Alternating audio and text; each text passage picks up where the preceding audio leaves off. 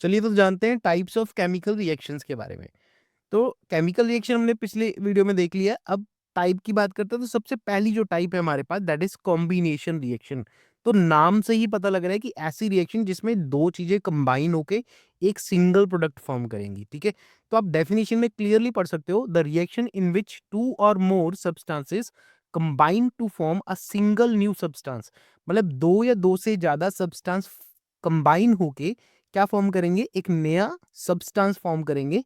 ठीक है, और ऐसी रिएक्शन को हम बोलेंगे कॉम्बिनेशन रिएक्शंस। ठीक है जी, और ऐसी रिएक्शन को हम सिंथेसिस रिएक्शन भी कहते हैं। ठीक है, चलिए तो एग्जांपल के तौर पे देखते हैं। जब कैल्शियम ऑक्साइड को हम वाटर में डालते हैं बेटा, तो it will form slaked lime.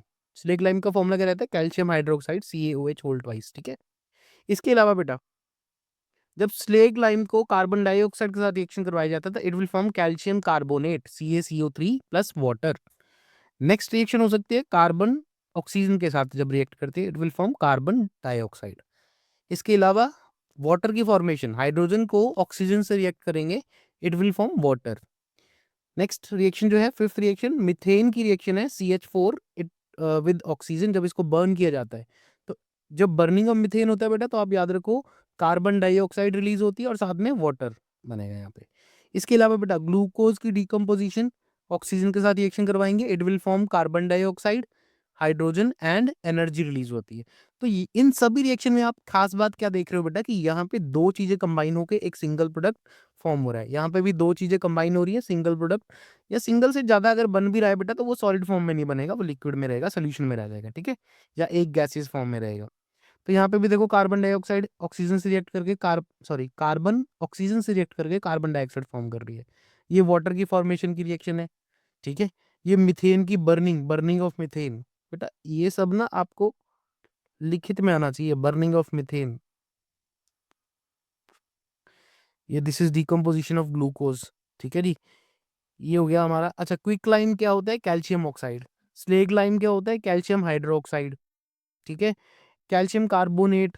तो ये सारे नाम आपको कॉमन नेम्स पता होने चाहिए। ठीक है, ग्लूकोज का फॉर्मूला आपको अच्छे से आना चाहिए। क्लास 10th है बेटा, इसको बहुत सीरियसली पढ़ना। ठीक है, ताकि आपको हर एक चीज अच्छे से समझ आ पाए। चलिए सेकंड टाइप की बात करेंगे अब। सेकंड टाइप हमारे पास है डीकम्पोजिशन रिएक्शन। अब डीकम्पोजिशन रिएक्शन का मतलब है यहाँ पे ऐसी रिएक्शन जिसमें कोई एक सब्सटेंस या कंपाउंड ब्रेक डाउन करेगा अपना, और दो या दो से ज्यादा सब्सटेंस फॉर्म करेगा। मतलब इसमें टूट रहा है, कोई एक चीज टूटेगी तो दो या दो से ज्यादा सब्सटेंस फॉर्म करेगी। ठीक है, तो ब्रेक डाउन ऑफ सब्सटेंस हो रहा है यहाँ पे। तो ब्रेक डाउन हो रहा है मतलब डिकम्पोजिशन हो रही है। ठीक है, अब इसको ब्रेक डाउन करने के लिए एनर्जी की रिक्वायरमेंट होती है। तो एनर्जी किस किस फॉर्म में हो सकती है जो इसको ब्रेक डाउन करेगी, या तो वो हीट की फॉर्म में होगी, या वो लाइट की फॉर्म में होगी, या वो इलेक्ट्रिसिटी की फॉर्म में होगी। इट मीन्स मैं अगर कोई एक कंपाउंड ए है उसको तोड़ के उससे बी और सी बनाना है, तो मुझे किस किस चीज की जरूरत हो सकती है, या तो मुझे हीट की जरूरत होगी, या मुझे लाइट की जरूरत होगी, या इलेक्ट्रिसिटी की। तो डिकम्पोजिशन तीन तरह की हो सकती है, थर्मल डिकम्पोजिशन, फोटो इलेक्ट्रिक, या फोटोलिटिक, या फिर इलेक्ट्रोलिटिक। तो तीन तरह की डिकम्पोजिशन आपको यहाँ पे देखने को मिलेगी। थर्मल डिकम्पोजिशन किसे कहेंगे, जिसमें हीट के द्वारा कोई भी सब्सटेंस टूटेगा। फोटोलिटिक में क्या हो जाएगा, इसमें हमारे पास लाइट एनर्जी की हेल्प से किसी सब्सटेंस का ब्रेक डाउन किया जाएगा। और इलेक्ट्रोलाइटिक में क्या होगा, इलेक्ट्रिसिटी की हेल्प से किसी सब्सटेंस को तोड़ा जाएगा। चलिए एग्जांपल के तौर पे देखते हैं यहाँ पे। फर्स्ट रिएक्शन है आपकी फेरस सल्फेट। इसको जब हीट करते हैं, अब देखो हीट किया तो मतलब थर्मल डिकम्पोजिशन हो रही है। ठीक है जी, और इट विल फॉर्म, अगर हीट करेंगे तो क्या फॉर्म करेगा, ferric oxide, sulphur dioxide and sulphur trioxide form हो जाएगी। ठीक है, इसी तरह से बेटा कैल्शियम कार्बोनेट यानी कि लाइमस्टोन, देखो लाइमस्टोन का फॉर्मूला क्या है, CaCO3। तो लाइमस्टोन को जब हीट करते हैं it will form quick lime. Quick lime पहले भी पढ़ा हमने, कैल्शियम ऑक्साइड को बोलते हैं हम लोग। उसके बाद कार्बन डाइऑक्साइड, तो ये एज अ प्रोडक्ट फॉर्म हो जाएंगे। इसके अलावा बेटा अब यहाँ पे ये जो रिएक्शन है, इवन AgBr की जो रिएक्शन होती है, AgBr की जो डिकम्पोजिशन है वो भी सेम ही होती है, 2Ag प्लस Br2 फॉर्म करेगा। तो ये ब्लैक एंड व्हाइट फोटोग्राफी में भी यूज होती है। तो ये भी क्वेश्चन आपको आ रखे हैं। ठीक है, फोटोग्राफी। तो ये रिएक्शन में क्या यूज हो रहा है बेटा, सनलाइट यूज हो रही है, ठीक है। यहाँ पे यूज क्या हो रही है, सनलाइट यूज हो रही है, ये याद रखो। अब जब भी सनलाइट यूज होगी तो ये फोटोलिटिक होगी, ठीक है, फोटोलिटिक डिकम्पोजिशन आ गई। इसके अलावा देखो लेड नाइट्रेट, ये फॉर्म करेगा लेड, इसको जब हीट करेंगे it will form lead oxide, nitrogen dioxide and oxygen. इसके अलावा AgBr, देखो यही वाली रिएक्शन यहाँ पे लिखी हुई है AgBr वाली, तो this reaction is photolytic decomposition. तो आपको ये सारी रिएक्शन जो है वो अच्छे से लर्न करनी है। आपको मेन याद रखना है कि डिकम्पोजिशन रिएक्शन वो रिएक्शन है जिसमें कोई एक कंपाउंड ब्रेक होके टूट के दो या दो से ज्यादा सब्सटेंस फॉर्म करेगा। ऐसे रिएक्शन को हम डिकम्पोजिशन रिएक्शन कहते हैं। और एग्जाम्पल के तौर पे आप ये 5 एग्जाम्पल अच्छे से लर्न करके जाओ बेटा। अगली रिएक्शन देखिए बेटा, displacement reaction, this is very very important. इसको करने से पहले आपको बेटा थोड़ी सी ना एक्टिविटी सीरीज के बारे में जान, यहाँ पे देखिए बेटा नीचे एक्टिविटी सीरीज की सीरीज को हम एक्टिविटी सीरीज कहते हैं, ठीक है। तो इसमें सबसे पहले है पोटाशियम, फिर सोडियम, फिर calcium, magnesium, aluminium, zinc, iron, lead, hydrogen, copper, mercury, silver, gold. तो ये सारे एलिमेंट्स जो हैं ऊपर से नीचे की ओर, ऊपर से नीचे की ओर जो है एक्टिविटी यानी कि रिएक्टिविटी जो है इनकी डिक्रीज करती है, ठीक है। जो रिएक्टिविटी है सबसे ज्यादा कौन रिएक्टिव होता है बेटा, पोटाशियम, उससे कम सोडियम, उससे कम कैल्शियम, फिर मैग्नीशियम। इस तरह से ऊपर से नीचे की तरफ आओगे तो इनकी रिएक्टिविटी डिक्रीज करती है। और सबसे लीस्ट में आप देखोगे गोल्ड एंड सिल्वर है बेटा, AU is gold, AG and silver, ये लीस्ट रिएक्टिव है, लीस्ट रिएक्टिव, ठीक है। तो इट मींस अगर मुझे डिस्प्लेसमेंट रिएक्शन के पढ़ना है तो मुझे इस सीरीज को अच्छे से लर्न करना है, ठीक है। आप किसी भी ट्रिक से इस एक्टिविटी सीरीज को लर्न कर लीजिए ताकि इजी रहे आपको ये रिएक्शन समझने में। फॉर एग्जांपल मैं रिएक्शन यहाँ पे करा रहा हूँ आयरन की कॉपर सल्फेट के साथ। अब आयरन की अगर मैं बात करूं, ये कॉपर सल्फेट में से कॉपर को अलग कर देगा। क्यों कर देगा, उसके लिए आप इस एक्टिविटी सीरीज में देखो बेटा। आप इस एक्टिविटी सीरीज में सिर्फ पोजीशन देखो बेटा। आयरन की पोजीशन को मैं यहाँ पे अंडरलाइन कर रहा हूँ, ये रही। और कॉपर सल्फेट में कॉपर की जो पोजीशन है यहाँ पे देखिए, ये कॉपर, क्योंकि आयरन एक्टिविटी सीरीज में कॉपर से ऊपर है इसीलिए ये इसको डिस्प्लेस कर सकता है। इट मींस जितने भी ये वाले एलिमेंट्स हैं ये नीचे वाले एलिमेंट्स को क्या कर सकते हैं, डिस्प्लेस कर सकते हैं फ्रॉम देयर सॉल्ट सोल्यूशन। जैसे कॉपर सल्फेट जो है ये सॉल्ट सोल्यूशन में कॉपर पड़ा है, ठीक है। तो कॉपर जो है सल्फेट से अलग हो जाएगा, कब होगा, जब इससे ज्यादा रिएक्टिव एलिमेंट इससे रिएक्ट करेगा। फॉर एग्जाम्पल है आयरन, तो आयरन क्या करेगा, कॉपर को डिस्प्लेस कर देगा और इसकी जगह पे खुद आ जाएगा। इट मीन्स इसका सॉल्ट जो है वो आयरन के साथ कंबाइन हो जाएगा, it will form ferrous sulphate, ठीक है। तो this reaction is called displacement reaction. ये थोड़ा सा समझने के लिए आपको एक्टिविटी सीरीज अच्छे से पढ़नी है। तो डिस्प्लेसमेंट रिएक्शन की यहाँ पे जो डेफिनेशन है, that is the reaction in which a more reactive element displaces less reactive element from its aqueous salt solution, ठीक है जी। जैसे कि कॉपर सल्फेट जो है वो अपने एक्वस फॉर्म में पड़ा है, ठीक है। तो आयरन जो है कॉपर से क्योंकि ज्यादा रिएक्टिव है तो वो कॉपर को डिस्प्लेस कर देगा, ये देखो यहाँ पे, और उसकी जगह पे खुद आ जाएगा, ठीक है। तो इसकी जगह पे खुद आ गया तो फेरस सल्फेट फॉर्म कर लेगा। इसी तरह से जिंक बेटा एक्टिविटी सीरीज में आप अगर देखोगे तो जिंक कॉपर से ज्यादा रिएक्टिव है तो इसलिए ZnSO4 फॉर्म करेगा, ठीक है, और कॉपर डिस्प्लेस हो जाएगा। इसी तरह से लेड जो है वो भी कॉपर से ज्यादा रिएक्टिव है तो कॉपर को डिस्प्लेस करके अलग कर देगा और फिर से क्या फॉर्म कर लेगा, लेड क्लोराइड फॉर्म कर लेगा। तो this reaction is called displacement reaction, जिसमें more reactive element less reactive element को डिस्प्लेस करता है from its aqueous salt solution. चलिए नेक्स्ट रिएक्शन की बात करेंगे तो नेक्स्ट रिएक्शन हमारे पास है डबल डिस्प्लेसमेंट रिएक्शन। अब डबल डिस्प्लेसमेंट रिएक्शन में क्या होता है, म्यूचुअल एक्सचेंज ऑफ आयंस, ठीक है जी। म्यूचुअल एक्सचेंज ऑफ आयंस होगा बेटा बिटवीन टू रिएक्टेंट्स। अब देखो यहाँ पे सोडियम सल्फेट और बेरियम क्लोराइड की बात कर रहे हैं हम। ज्यादातर जो डबल डिस्प्लेसमेंट रिएक्शन है वो प्रेसिपिटेट फॉर्म करती है, ठीक है। हम यहाँ पे वो भी देख लेंगे तो नेक्स्ट रिएक्शन भी इसी में कवर हो जाएगी थोड़ी सी। अब यहाँ पे देखो सोडियम सल्फेट है और दूसरा है बेरियम क्लोराइड। अब सोडियम सल्फेट की अगर मैं बात करूं तो इसमें एक तो सोडियम है और दूसरा क्या है, सल्फेट है, SO4 है। और दूसरी तरफ यहाँ पे इसकी बात करूं तो दिस इज बेरियम और दूसरा इसमें क्या है, क्लोराइड है, ठीक है जी। अब इनके सॉल्ट्स आपस में एक्सचेंज हो जाएंगे, ये सोडियम का सॉल्ट है और ये बेरियम का सॉल्ट है। तो सॉल्ट्स एक्सचेंज कर दो तो सोडियम के साथ क्या आ जाएगा, क्लोरीन आ जाएगा, और बेरियम किसके साथ चला जाएगा, सल्फेट के साथ। तो यहाँ पे म्यूचुअल एक्सचेंज हो जाता है बेटा सॉल्ट्स का आपस में। तो देखिए बेरियम के साथ क्या चला गया, सल्फेट, तो BaSO4 फॉर्म हो गया और Na किसके साथ चला गया, Cl के साथ, तो क्या फॉर्म कर लिया, 2NaCl फॉर्म हो जाएगा। बाकी बैलेंसिंग का है बेटा सारा कुछ, ठीक है। तो mutual exchange of salt solutions किसमें होता है बेटा, डबल डिस्प्लेसमेंट रिएक्शन में होता है सर, ठीक है। तो होप सो आपको ये रिएक्शन समझ आई, ठीक है। ऐसी काफी रिएक्शन आपकी एनसीईआरटी बुक में भी है, तो चैप्टर अच्छे से एनसीईआरटी बुक के साथ साथ पढ़ा करो बेटा, ताकि आप अच्छे एग्जाम्पल समझ पाओ और अपने मार्क्स जो है वो बढ़ा पाओ। नेक्स्ट, प्रेसिपिटेशन रिएक्शन, मैंने आपको पहले बताया कि आप अगर डबल डिस्प्लेसमेंट पढ़ रहे हो तो ज़्यादातर डबल डिस्प्लेसमेंट रिएक्शंस में प्रेसिपिटेट फॉर्म हो जाता है, ठीक है। तो ऐसे रिएक्शन जिनमें कोई मतलब दो रिएक्टेंट्स आपस में अपने सॉल्ट सॉल्यूशन को एक्सचेंज करें और एक इनसॉल्युबल सब्सटेंस फॉर्म करें, ऐसी रिएक्शन को हम बोलते हैं प्रेसिपिटेशन रिएक्शन। अब देखिए यहाँ पे एग्जांपल के तौर पे उसने लिया एक्वस सिल्वर नाइट्रेट और इसको ऐड कर दिया गया पोटाशियम क्लोराइड में, और यहाँ पे एक वाइट कलर का प्रेसिपिटेट फॉर्म हुआ AgCl, ठीक है जी। तो देखो हमने सिल्वर नाइट्रेट को KCl यानी कि पोटाशियम क्लोराइड के साथ रिएक्शन करवाई और क्या फॉर्म हुआ, सॉलिड फॉर्म हुआ, कौन सा, AgCl का, और this solid is precipitate, PPT form हो गया यहाँ पे, ठीक है।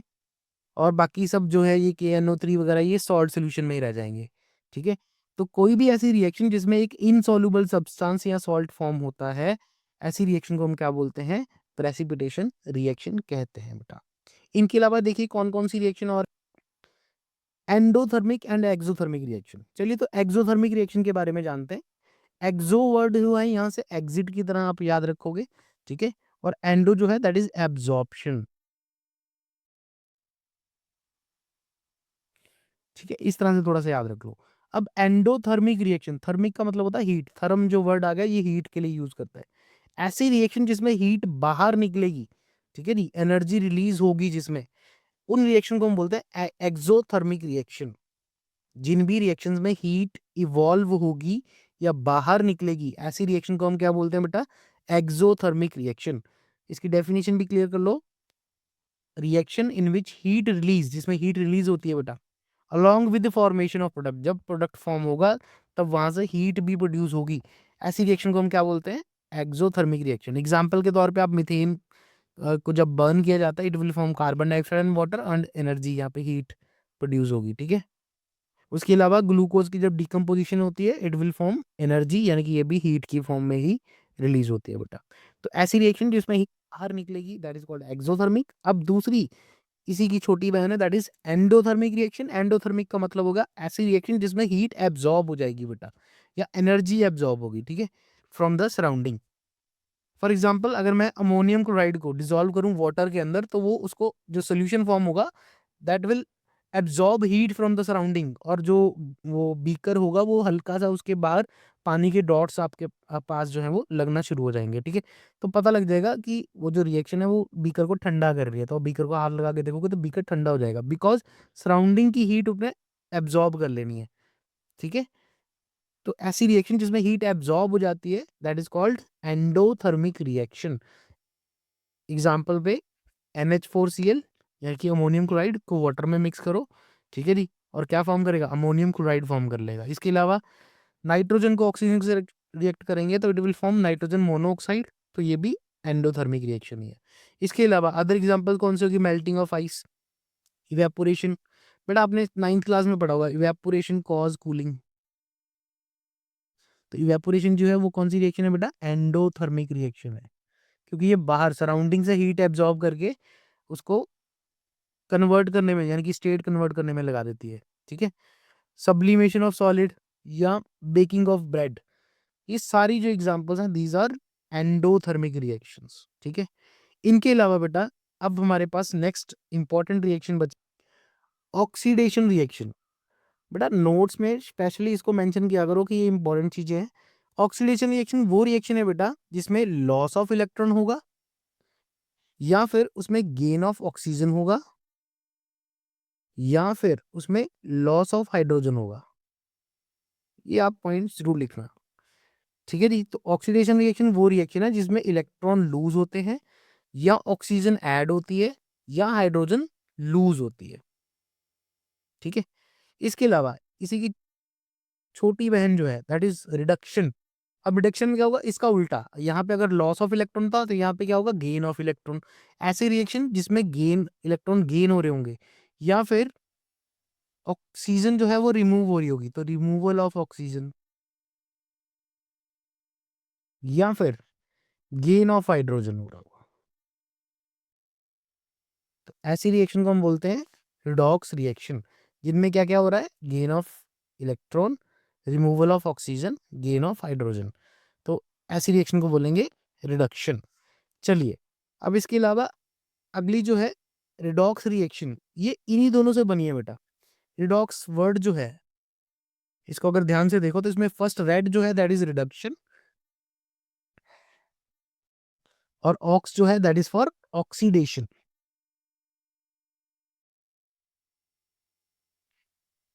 तो ऐसी रिएक्शन जिसमें reduction and oxidation takes place साइमultaneously बेटा, जिसमें एक साथ रिडक्शन भी हो रही है और ऑक्सीडेशन भी हो रही है, ऐसी रिएक्शन को क्या बोलते हैं बेटा, redox reaction.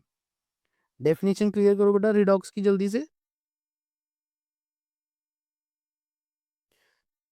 A reduction and oxidation or redox reaction is a type of reaction in which reduction and oxidation occur same time।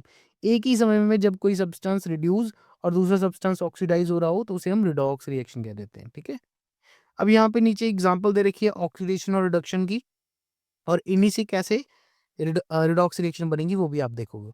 तो कॉपर अगर ऑक्सीजन के साथ रिएक्ट करके कॉपर ऑक्साइड फॉर्म करेगा तो ये हो गया हमारे पास ऑक्सीडेशन रिएक्शन। और दूसरा है, अगर इसी कॉपर ऑक्साइड को हाइड्रोजन से रिएक्ट करूं तो it will form copper plus water. तो अब एक रिएक्शन में ऑक्सीजन ऐड हो रही है और दूसरे में क्या ऐड हो रही है, हाइड्रोजन। तो गेन ऑफ ऑक्सीजन क्या हो गया, gain of oxygen that is oxidation. और दूसरे में क्या हो रहा है, गेन ऑफ हाइड्रोजन। तो गेन ऑफ हाइड्रोजन क्या होती है, रिडक्शन। तो आप खुद ही समझो, अब इन दोनों रिएक्शन को अगर मैं एक साथ लिख दूं कुछ ऐसे, कॉपर ऑक्साइड को हाइड्रोजन से रिएक्ट करेंगे तो क्या फॉर्म होगा, कॉपर प्लस वाटर। तो इसमें क्या हो रहा है, सबसे पहले कॉपर ऑक्साइड जो है यहां से यहां कॉपर तक देखा जाए तो ये ऑक्सीजन को लूज कर रहा है, तो लॉस ऑफ ऑक्सीजन। और यहां से यहां वाटर जो है, देखो हाइड्रोजन जो है वो वाटर बन रहा है, मतलब गेन ऑफ ऑक्सीजन कर रहा है। तो एक ही रिएक्शन में क्या हो रहा है, लॉस ऑफ ऑक्सीजन और दूसरी तरफ गेन ऑफ ऑक्सीजन। तो loss of oxygen is called reduction and gain of oxygen is called oxidation. तो यहाँ पे एक ही रिएक्शन के अंदर रिडक्शन भी हो रही है और ऑक्सीडेशन भी हो रही है, तो this is called redox reaction. तो होप सो आपको रिडॉक्स रिएक्शन का कॉन्सेप्ट भी क्लियर होगा। ऐसी रिएक्शन जिसमें reduction and oxidation takes place साइमultaneously या फिर सेम टाइम। अदर एग्जांपल्स देख लो बेटा, यहाँ पे जिंक ऑक्साइड की कार्बन के साथ रिएक्शन है, it will form zinc plus carbon monoxide. अब यहाँ पे क्या हो रहा है कि जिंक ऑक्साइड जो है वो जिंक में कन्वर्ट हो रहा है, it means loss of oxygen. और दूसरी तरफ कार्बन जो है वो कार्बन मोनोऑक्साइड फॉर्म करे, that is gain of oxygen. मतलब यहाँ पे ऑक्सीजन ऐड हो गई कार्बन के साथ और यहाँ से ऑक्सीजन लूज हो गई जिंक के केस में। ठीक है, तो this is called oxidation and this is called reduction. ठीक है नी, तो एक ही रिएक्शन में ऑक्सीडेशन रिडक्शन हो रही है, इट मीन्स ये रिडॉक्स है, तो yes it is redox. Similarly manganese oxide, इसको जब हाइड्रोक्लोरिक एसिड के साथ रिएक्ट करेंगे it will form manganese chloride plus water plus chlorine. तो इसमें भी देखो मैंगनीज ऑक्साइड से मैंगनीज क्लोराइड बन गया, it means loss of oxygen हुआ। पहले ऑक्सीजन थी अब नहीं है यहाँ पे, ये ऑक्सीजन रिमूव हो गई। तो अब यहाँ पे HCl जो है वो क्या फॉर्म कर रहा है, Cl2। तो यहाँ पे हुआ loss of hydrogen, hydrogen loss हो गया। ठीक है नी, तो loss of oxygen is called reduction और loss of hydrogen is called oxidation. तो आप डेफिनेशंस क्लियर होनी चाहिए, तो आपको ये पता लगेगा कि this is also redox reaction.